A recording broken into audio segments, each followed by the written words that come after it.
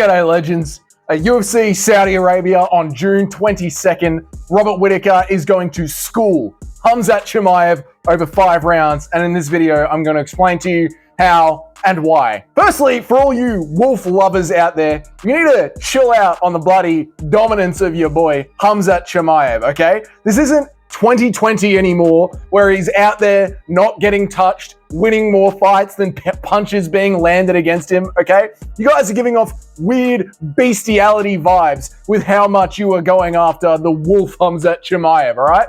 Chimaev has never looked more human than he has before. He's less of a prowling wolf and more of a puppy dog. So that's what I'm gonna start calling him for the rest of this video, the human puppy dog. Now, the puppy is gonna get taught how to fight by Bobby Knuckles on June 22nd, and I'll be watching the entire card live on my channel, so come and check it out while that happens. Firstly, the puppy has an inability to finish and hold down any high-level opponent for more than 1 round. Yes, he was able to hold down Usman, but over the course of his 15 minutes, the control time became far less and less. Usman was not prepared to fight Khamzat Chimaev. Khamzat knew that he was going to be going into that fight. Usman had 2 weeks' notice. Plus, Usman popped his bloody kneecap on the training mats with Justin Gaethje like a day before the fight. So I'll give you, Usman won the first round, but where were the takedowns in the second? It was just, what, a single Hail Mary takedown that he was lucky to land in the last 30 seconds? And what did he do with it? Nothing. Then you get into the 3rd round of his most recent fight against Usman, and he was just spamming heavily telegraphed takedowns in the 3rd round, all the way from the back row of the arena, missing every single one. It was embarrassing. It was embarrassing. Do you think Robert Whittaker, with all of his years of experience, is not going to be able to see those takedowns coming from the bloody parking lot at the back of the arena? Number 2, the puppy dog, Chimaev, also showed us that when it comes to his striking, especially in the Gilbert Burns fight, he is there to be hit, mate. Whittaker is, to use a Lucas Tracy term, a crafty old vet. Maybe the craftiest vet Lucas Tracy has ever tasted, okay? Right now, Robert Whittaker, he has been known to put together a striking plan just for his opponents. And he needed that loss to DDP because the bounce back that he's had since then has been phenomenal. His head is right back in the game.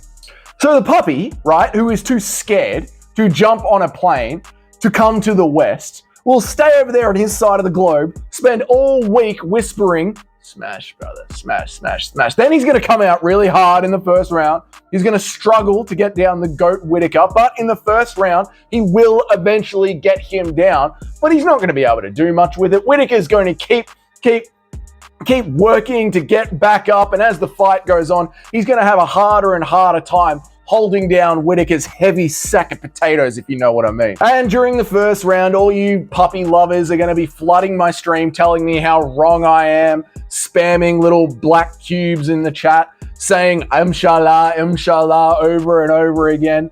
But see if you stay in the stream during the 3rd, the 4th, and the 5th to get yours back, because that is when the tide is going to turn on your boy. The 2nd round is when we are going to see the return of Robert Whittaker. Maybe the puppy will have a good few moments of grappling at the start of the 2nd, but it's when Whittaker starts to get his whizzer on, starts to get his underhook, starts to get his grappling. It's all going to start to turn around. Whittaker is slowly going to be able to stay up as the gas of the puppy dog starts to fail. And the longest the experience, the amount of experience, right? Whittaker is one of the most dominant forces in modern MMA. Just imagine Whittaker's career if Israel Adesanya didn't exist. The amount of experience that is going to be brought into play as the fight goes on. And you can say, I've heard this excuse, right? That Khamzat the puppy Chimaev doesn't have a bad gas tank. He's bad at pacing himself. Either way, mate, it's the same thing. He can't fight past 7 minutes, all right? There's no point telling me, oh, he's got a good gas tank. He just uses it all in the first. What kind of dumb excuse is that, man? Pace yourself, son. This is going to be a 25-minute fight, and Robert Whittaker has known nothing but 25-minute fights for like 10 years now. Halfway through the second round, there's going to be a massive drop-off. And this is where all that wrestling experience that Robert Whittaker took with him over those battles with Yoel Romero, and knowing that he has this fight with Khamzat Chimaev coming up, he will be able to post in the second and start to dance around with his karate style. And it's the second half of the second round, the third, the fourth, the fifth, where he is going to be just piecing Chimaev apart from the outside. He's going to be throwing the jabs. He's going to be spamming the body with kicks. He's going to be teeping. He is going to be destroying Chimaev on the outside. And it's right there in those moments, in the striking, that Khamzat, the little puppy dog Chimaev, has zero chance, okay? He was picked apart by Burns and Usman. Imagine what a high IQ striker like Robert Whittaker is going to be able to do to him, right? Kamaru Usman, all credit to him, but he is essentially just a 1-2 down the pipe, maybe followed up by a Justin Gaethje leg kick. That is the girth, horrible word, that is the girth of Kamaru Usman's striking abilities, right? There is nothing creative going on there, where Whittaker is a confusion master. He will be piecing the puppy up from so many different angles, the puppy won't know what to do. And then he's just going to spam a double leg, and Whittaker, I can see it, just dance to the right and hop out of the way. Easy as that. And you can say that Robert Whittaker is chinny, right? But he took Paulo Costa's best head kick clean. Yeah, it wobbled him, but he stayed in there. Have you ever seen Khamzat Chimaev throw anything nearly that hard? I'm going to pause the video right here and really quickly say I'm trying to get to 1,000 subscribers. There is 80 left to go. If you are enjoying this video so far, please go ahead and hit that subscribe button. It would mean so much to me. I want to get to 1,000 by July 15th. So if you can help me out, that would be massive. And if you're already subscribed and you're sick of hearing me say this every bloody video, every bloody stream, hit the like button so this video pushes out to more people, and hopefully we can get a few more subs so I can shut up about this. So, at the end of the day, Chimaev is going to spend an entire week whispering smash, smash into the microphone, come out hard for one round, and then fade as the fight goes on. And then he's going to run all the way back into the desert and hide and wait for his hype to build again by the fans.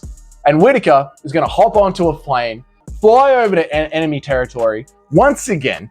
For the 100th time in a row, he's going to defend his top first or second spot in the world like an absolute Chad, and then move on to the next one.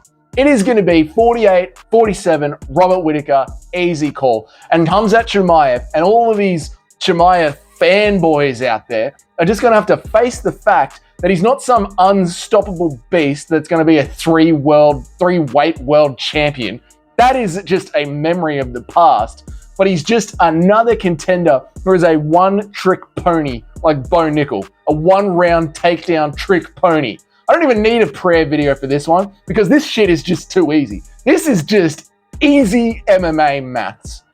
If you enjoyed this video, go ahead, leave a like. Let me know down there in the comments. Am I fucking delusional? Put it down there in the comments. Until then, I will see you all in the next one.